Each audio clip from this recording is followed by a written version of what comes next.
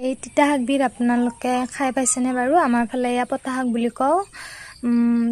ধুনীয়াকৈ পতা শাকখিনি ধুই ল'লোঁ। এয়া দেখিছেনে মই কেনেকৈ গাঁঠি দি লৈছোঁ।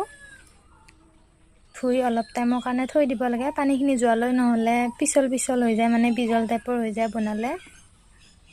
গোটেইখিনি মই এনেকৈ গাঁঠি দি ল'ম।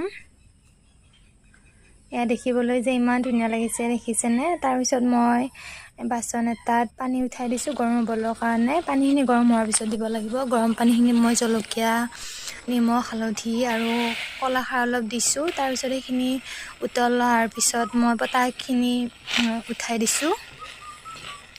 এইখিনি অলপমান তল ওপৰ কৰি ঢাকনিৰে ঢাকি দিম। বহুত লাৰি নাথাকিব, নহ'লে বিজল বিজল হৈ যাব।